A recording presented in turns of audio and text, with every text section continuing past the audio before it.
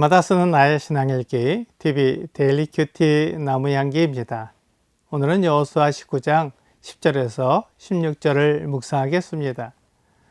셋째로 스불론 자손을 위하여 그들의 가족대로 제비를 뽑았으니 그들의 기업의 경계는 사리까지이며 서쪽으로 올라가서 마랄라에 이르러 다베삿을 만나 욕드암 앞 시내를 만나고 사릿에서부터 동쪽으로 돌아 해 뜨는 쪽을 향하여 기슬롯 다볼의 경계에 이르고 다보라스로 나아가 야비아로 올라가고 또 거기서부터 동쪽으로 가드헤벨을 지나 엣가신에 이르고 네아까지 연결된 림몬으로 나아가서 북쪽으로 돌아 한나돈에 이르고 입다의 골짜기에 이르러 끝이 되며 또 갓닷과 나할랄과 시므론과 이달라와 베들레헴이니 모두 12성읍과 그 마을들이라. 스불론 자손이 그들의 가족대로 받은 기업은 이 성읍들과 그 마을들이었더라. 선물은 다른 사람에게 호의로 주는 물건을 말합니다.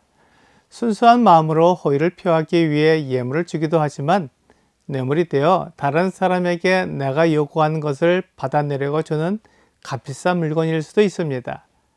하나님께서 사람에게 주시는 선물에는 조건이 없습니다. 하나님의 은사는 무조건적인 사랑입니다. 마치 엄마가 자기 아기를 사랑하는 것과 같습니다. 이처럼 하나님은 사람들에게 넘치게 주십니다. 창세기 30장 20절은 레아가 이르되 하나님이 내게 후한 선물을 주시도다. 내가 남편에게 6 아들을 낳았으니 이제는 그가 나와 함께 살리라 하고 그의 이름을 스불론이라 하였으며 라고 말하고 있습니다. 레아가 스불론을 낳고는 하나님이 내게 후한 선물을 주셨다고 말했습니다. 레아는 남편 야곱을 원했습니다. 하지만 야곱은 라헬을 사랑했습니다. 처음부터 야곱은 라헬을 사랑했지만 레아와 라헬의 아버지인 라반이 야곱을 속여 레아와 먼저 결혼하게 하고 라헬도 야곱에게 아내로 주었습니다. 그래서 레아와 라헬이 야곱을 사이에 두고 경쟁하기까지 했습니다. 레아는 스불론을 낳고 그가 남편에게 6 아들을 낳아주었기 때문에 이제 야곱이 자기와 함께 살 것이라고 말했습니다. 이 말은 이제 야곱이 자기를 존중해 줄 것이라는 뜻이며 자기를 참 아내로 대해 줄 것이라고 생각한 것 같습니다. 그래서 히브리어로 영화롭게 하다, 존중하다라는 뜻의 자발이라는 말에서 스불론이라는 이름이 나온 것 같습니다. 레아는 자기가 야곱에게서 많은 자녀를 낳으려고 생각하지 못한 것 같습니다. 레아는 야곱에게 사랑을 받지 못했기 때문입니다. 그렇지만 하나님은 레아에게 은혜를 더해 주셔서 여러 아들을 낳게 하셨습니다. 이것이 하나님의 선물입니다. 그렇게 하나님의 선물로 태어난 스불론은 갈릴리 북쪽의 땅을 기업으로 받았습니다. 스불론 지파 역시 작았습니다. 그래서 스불론 지파가 제비 뽑은 땅은 이사갈과 납달리 사이에 있는 땅이었습니다. 이사갈의 경계는 아주 명확하게 드러나지 않았습니다.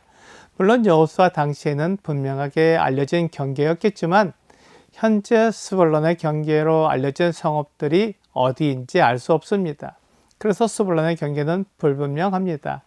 그리고 스불론에게 12개의 성읍과 마을이 주어졌다고 되어 있지만 15절에 언급된 성읍은 5개 뿐입니다. 그리고 10절과 14절에 주어진 경계에 있는 성읍들은 13개이기 때문에 정확히 12개의 성읍이 어디인지 알 수 없습니다. 15절에 나와 있는 5개의 성읍 중에서 갓닷과 이달라 2곳은 성경에 기록되어 있지 않기 때문에 이곳이 어디인지 정확히 알 수 없습니다. 그리고 나할랄은 레위지파의 성읍 목록에 다시 나타납니다. 여호수아 21장 34절과 35절은 그 남은 레위 사람 므라리 자손의 가족들에게 준 것은 스불론 지파 중에서 용느암과 그 목초지와 가르다와 그 목초지와 딥나와 그 목초지와 나할랄과 그 목초지이니 4성읍이요 라고 되어 있습니다. 스불론 지파의 성읍 중에서 레위 지파에게 준 성읍은 4성읍이라고 되어 있는데 본문 15절에 나와 있는 성읍 목록 중에서는 나할랄 뿐입니다. 또한 시므론은 이스라엘 자손을 공격한 북부 가나안 연합군의 성읍 중 하나였습니다. 여호수아 11장 1절은 하솔왕 야벤이 이 소식을 듣고 마돈 왕 요박과 시므론 왕과 악삽 왕과 라고 되어 있습니다. 이때 빼앗은 시므론 땅을 스불론 지파가 차지하게 되었습니다. 베들레헴이라는 성읍은 메시아가 태어난 유다 성읍을 말하는 것이 아닙니다. 같은 이름으로 된 성읍이 있는데 이 베들레헴은 갈릴리 북부에 속한 지역으로 사사인 입다의 출신지이며 그가 모친 곳으로 되어 있습니다. 사사기 12장 8절부터 10절은 그 뒤를 이어 베들레헴의 입산이 이스라엘의 사사가 되었더라. 그가 아들 30명과 딸 30명을 두었더니 그가 딸들을 밖으로 시집 보냈고 아들들을 위하여는 밖에서 여자 30명을 데려왔더라. 그가 이스라엘의 사사가 된 지 7년이라. 입산이 죽음에 베들레헴에 장사되었더라 라고 말씀하고 있습니다. 스불론은 하나님의 선물과 같은 곳입니다. 그것은 이사야 9장 1절과 2절에서 말씀하고 있습니다. 전에 고통받던 자들에게는 흑암이 없으리로다. 옛적에는 여호와께서 스불론 땅과 납달리 땅이 멸시를 당하게 하셨더니 후에는 해변길과 유단 저쪽 이방의 갈릴리를 영화롭게 하셨느니라. 흑암에 행하던 백성이 큰 빛을 보고 사망의 그늘진 땅에 거주하던 자에게 빛이 비치도다. 스불론 땅에 큰 빛이 비추었다고 말씀하고 있는데 이 예언이 예수 그리스도께서 그들에게 하나님 말씀을 전해주시고 많은 이적을 행하심으로 이루어졌습니다. 예수님은 고향인 나사렛을 떠나 스불론과 납달리 지경 해변에 있는 가버나움에 가서 사시면서 그 지역에 하나님의 빛을 비춰주셨습니다. 그들은 하나님의 아들의 말씀을 들을 수 있었고 그분의 행하심을 직접 볼 수 있었습니다.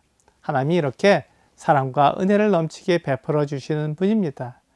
죄와 허물로 죽은 우리에게 생명을 주셔서 하나님을 섬기게 하시는 분입니다. 오늘의 적용 질문을 보겠습니다. 오늘 만나는 사람 중에 도움이 필요한 사람이 있습니까? 그 사람을 어떻게 도울 수 있을지 생각해 보십시오. 도움이 필요하신 사람은 없습니다. 사람은 누구나 완전하지 않기 때문입니다. 완전하지 않고 부족한 부분은 다른 사람의 도움이 필요합니다. 그러나 그 완전한 도움은 하나님에게서 주어집니다. 넘치게 해주시는 하나님의 사랑을 알게 해주시는 것이 진정한 도움입니다. 오늘 모든 사람이 완전하지 못하기에 넘치게 해주시는 하나님의 사랑이 필요합니다. 주위의 사람들에게 하나님을 전하는 여러분과 제가 되기를 주 예수님의 이름으로 기도합니다.